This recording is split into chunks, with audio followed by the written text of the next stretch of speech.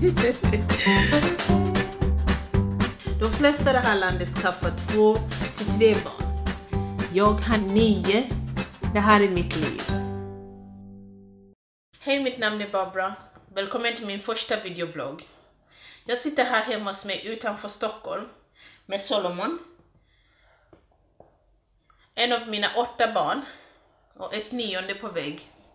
Mina 8 barn är mellan 1 år och 22 år och alla bor hemma hos mig. Det är mest stiligt att vi är många på morgnarna när alla samlas innan de går ut. Varje morgon vaknar vi klockan 6 och samlas i vardagsrummet. Där vi sitter och ber och pratar. Vi praktiserar Messianic Judaism, det är därför vi har de här vita förlarna på oss när vi ber. You shall love the Lord your God with all your heart and with all your soul. När vi sitter tillsammans på morgnarna går vi igenom det som ska göras på dagarna. Till exempel vem som ska hämta barnen från skolan och vem som ska hjälpa vem och vem som kommer hem först, vem som får laga mat ifall jag inte är hemma. Om vi inte hade de här mötena på morgnarna, då skulle hela dagen vara kaotisk för att ingen skulle veta vem ska göra vad.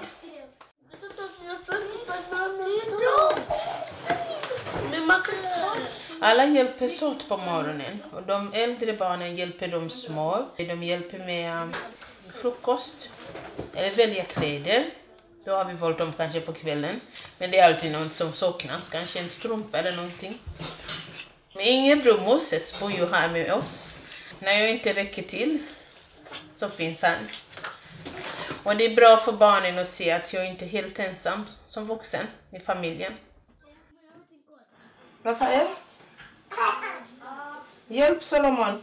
En viktig sak som jag lärt mig som 8 barns mamma är att delegera jobb till olika personer och be om hjälp, planera och organisera. Och det får mig känna som jag kan jobba i samhället som en ledare.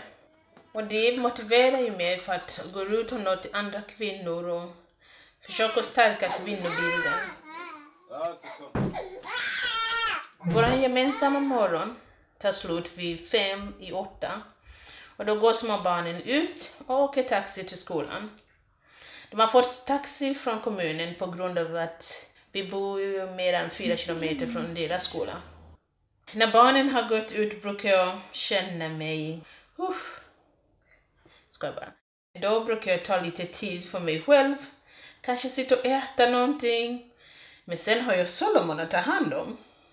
Jag lät mig också acceptera saker som de är. Att jag måste ta hand om Sulva, till exempel Solomon. Eller jag är gravid men jag måste ta hand om honom. Så är det bara. Det är tungt också. Jag får inte lika mycket vila som jag borde kanske få. Nu är jag 3:e trimester och jag har mindre än 2 veckor kvar till förlossningen. Om jag jämför den här graviditeten med de som har varit tidigare, den här känns lite mer tyngre. Och jag har fått mer foglossning. Också jag känner mig lite mer tröttare än vad jag varit förut. Jag är inte igång på samma sätt som förut. Jag har varit mest hemma. Jag har varit nästan sjukskriven hälften av graviditeten. Skillnaden mellan den första graviditeten och den här graviditeten, alltså mentalt, var ju att när jag var yngre och var gravid och var 18 år, då var jag beroende av de råd jag fick från folk i omgivningen. Så jag var lite ostabil, osäker och orolig. Varenda lilla grej, man visste inte, det var mycket osäkerhet. Men den här gången, då tar jag från mina erfarenheter tidigare. Om det är någonting som uppstår för första gången. Jag har lärt mig känna min kropp bättre. Och jag vet vilka saker jag kan göra, får göra och inte får göra. Och jag har blivit starkare även om jag är ensam. För att som vuxen gravid kvinna är jag ensam. Förutom de här 8 barn som jag har. Men jag är stark nog och stor. Och tar en dag i sänder. Generellt hur jag mår när jag är gravid också beror på vilka relationer jag har. Speciellt relationer med pappa till barnet. Är det stabil så blir man också stabil. Är det ostabil så kan man också, det påverkar ju en. Och den här gången så känner jag mig stark.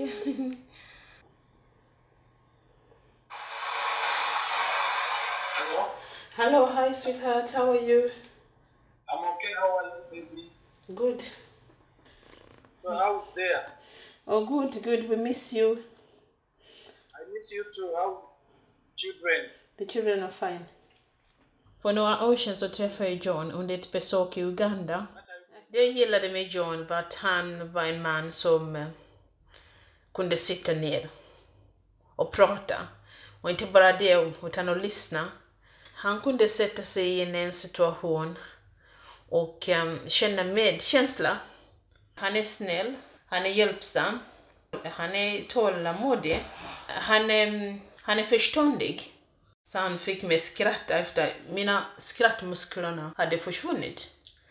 Så de kom tillbaka. Han har roliga historier. Jag berättade att jag hade 7 barn. Han var väldigt förvånad. Trodde inte på det. Men han tyckte att det var spännande och intressant. Då tänkte jag okej. Om han hjälper mig med mina 7 barn. Det går bra också att ha ett gemensamt barn. Och så åkte jag tillbaka 2013. Och 2014 så föddes Solomon. På KS. Och då fick John komma till Sverige. Det är uppehållstillstånd. Och nu är John i Uganda och väntar på att få svar på vår ansökan om uppehållstillstånd. Vi skickade in vår ansökan i maj 2015. Och det har gått drygt ett år nu. På sistone har jag ringt jättemycket till Migrationsverket. Jag mejlar dem. Och de hela tiden frågar efter mer information. Om han inte kommer då måste ändå bebisen komma. En av dem ska komma för den andra. Men om han inte kommer, då jag kanske ska be min mamma komma. Eller jag ber min mamma komma. Hon bor ju utomlands också. So we talk when you get back. Yes. Okay. I'll call you when I'm coming back. Okay then. Okay, you have a safe journey and you greet everyone from me. Okay, I love you so much. I love you too. Okay? Tack så mycket att ni har tagit tid att titta och lyssna på mig. Ni får följa mig fram till förlossningen. För att se hur det går. Och efter det. Och vi får se om John kommer. Det är intressant. Vi ska fortsätta att prata om kvinnohälsa, mammahälsan, mammarollen, förlossningen och jämföra här och andra världsdelen, Afrika, där jag kommer från Uganda. Glöm inte att prenumerera.